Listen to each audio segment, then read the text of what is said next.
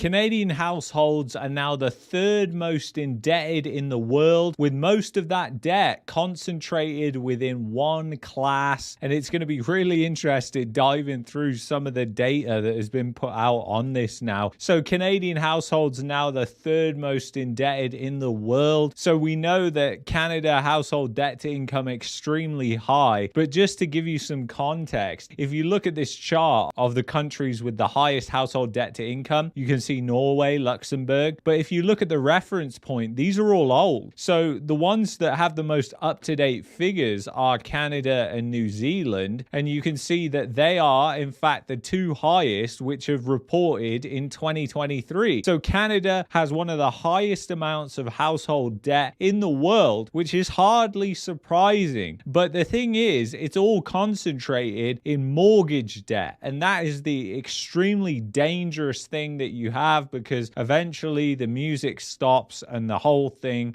the whole house of cards just implodes on itself, as we're seeing happen with things like this, which we'll get into in a minute. So Canadian households are more indebted than they think. And a new report from Quebec-based Desjardins shows households recently accumulated a world-class amount of debt. In fact, households borrowed so much they're now the third most indebted across the world. Even more surprising is the fact that debt is mostly held by just a small share of households. Canadians are the most indebted households in the world. Canadian households have been on an epic borrowing spree. At the start of 2020, they interpreted record low rates as a signal to borrow as much as possible, as fast as they could. From Q1 2020 to Q1 2024, household debt climbed a whopping 25% higher. 2/3 of the accumulation occurred before the first rate increase in Q1 2022. And if you look at this chart of Canadian mortgage debt, you can see exactly what happened here. It was around 2020. This line just goes straight up. It goes from going up really above trend, because if you look at the historic trend before this, it's going up at a slow and steady rate. And then boom, around 2003, 2004, it really starts to increase much more rapidly than incomes, and the economy is growing, which is a sign of a bubble. And then you had that blow off top, which really started around 2020, where debt accumulation just went parabolic. And right now it has really stalled and slowed down, especially in real terms, which is not a good sign when you're in a massive bubble. So this shows the amount of debt held and the countries with the most amount of debt. So Switzerland, I kind of forget about that. That's kind of a unique situation in Switzerland. But Australia, very similar housing bubble to Canada, if not in fact the same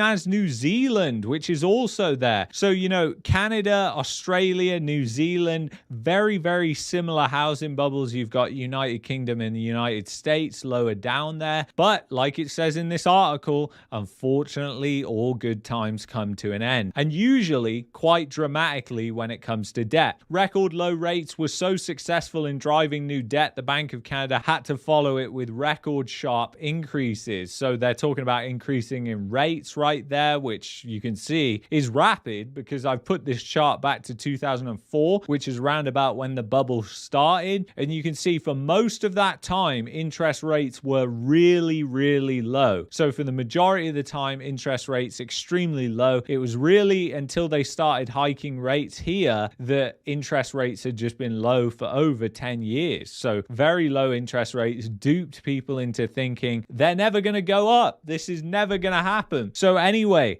clearly the central bank didn't plan for the borrowing spree, which abruptly halted its promise of rates being low for long. The recent rate cut provided some relief for borrowers caught in the hikes. However, rates won't be falling to provide relief nearly as fast as they climbed. And we know the distress in the housing market is continually increasing. More power of sales, more people going into foreclosure, business bankruptcies are on the rise across the board in all the provinces. Unemployment rate is closing in on even markets that are still in their bubble, like Calgary and Edmonton. You know, Calgary is at an unemployment rate of now 8.5%, which is just crazy. So you got to look out below once again in those markets where it's all being driven by narrative, hysteria, and once again speculation. They're just peaking out later. But it's very interesting when you look at what's happening with Canada, obviously being that that high is never, ever a good sign. Canada's wealthiest households borrowed more than half the debt. Canada's wealthiest households did most of the borrowing when rates were cut. Desjardins found the top 2/5 of households by income owed 55% of outstanding debt. It makes a lot of sense since most household debt is mortgage credit, and it just shows where the speculation is all being held. And when you hear that narrative, oh, rates are coming down, we're trying to help the poor and middle class, are they really trying to help the poor and middle class? I don't think so. When you talk about who's holding most of the debt, it's quite the facade, actually. So this is also very interesting. This chart, average saving rate, lowest 60% of income, has gone down 27.1%. Meanwhile, the highest 40% has gone up 23.5%. I mean, that is exactly like the wealth transfer that we talk about all of the time on this channel. And where do most of those more wealthy households put their money? They put it into assets, things like the stock market, bonds, real estate. In the case of Canada is mostly where that money is going into. So it's not being productively spent into the economy, and it's not going into new business growth. They're not out there consuming like more average and lower income groups are going to be doing. So it's very interesting. So when you have the amount of savings go down that much for the lower income groups, that's going to massively impact the economy, and eventually that's going to feed in and hit those wealthier households as well. They will be the last affected, but they will be affected nevertheless. Don't think that you're going to be insulated just because you have a higher income.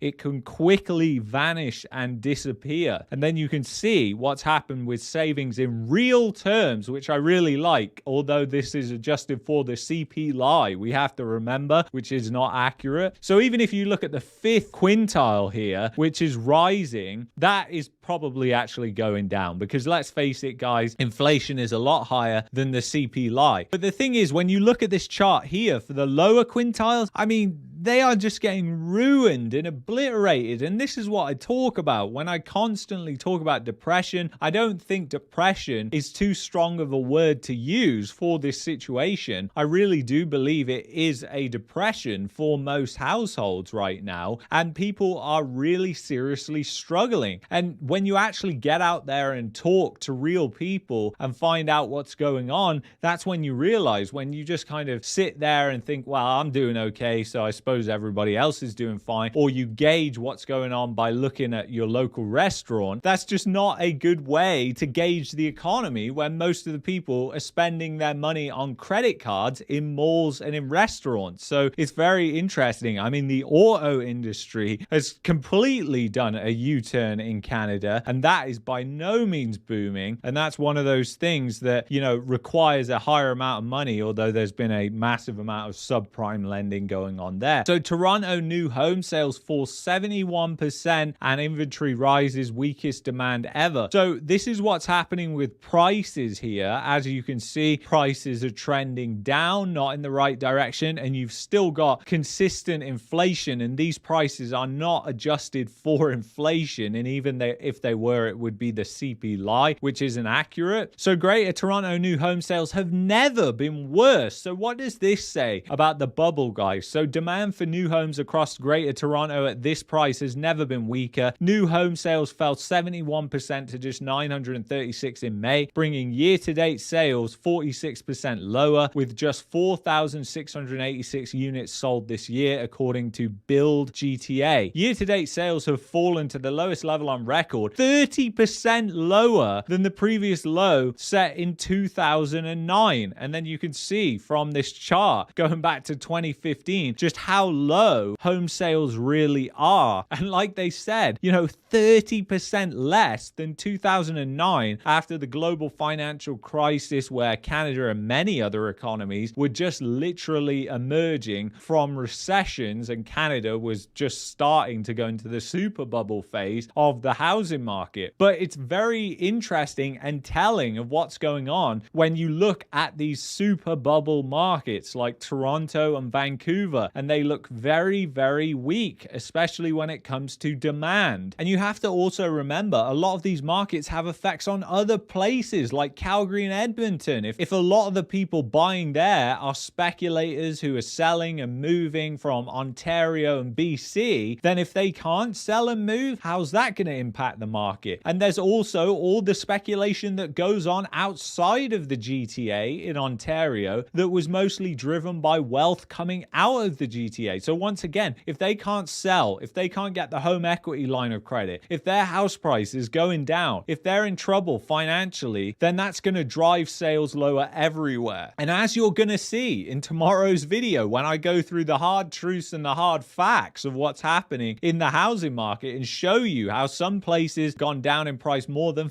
50 to 60% in real inflation adjusted terms, it's just going to blow your mind. You're going to understand how fast and quickly this is imploding and unraveling in Canada. So obviously we know the mortgage bubble started back in 2004. This has been a long time in the making. The Bank of Canada just cutting rates basically back to the highs of 2007 is really not going to make a difference. As we know, guys, that is just a joke if you believe that. That's not what has happened with home sales. Home sales have obviously gone down, as we know, even though we were told that as soon as they will cut rates, everything will explode. And that's because of the financial distress that is going on that we're also going to show tomorrow. And Canada, Australia, New Zealand, all in the rankings there are the most indebted countries in the world. So anyway, if you've enjoyed this video, I'd highly recommend you check out this interview on the podcast channel with Hilliard Macbeth. A lot of what he said back in 2022 came true. And if you're looking for a VPN to protect your privacy, go to expressvpn.com/marketmania. That's the affiliate link for this channel and the VPN that I use. Check it out in the description in the pinned comment. I will see you in the next one. Take care.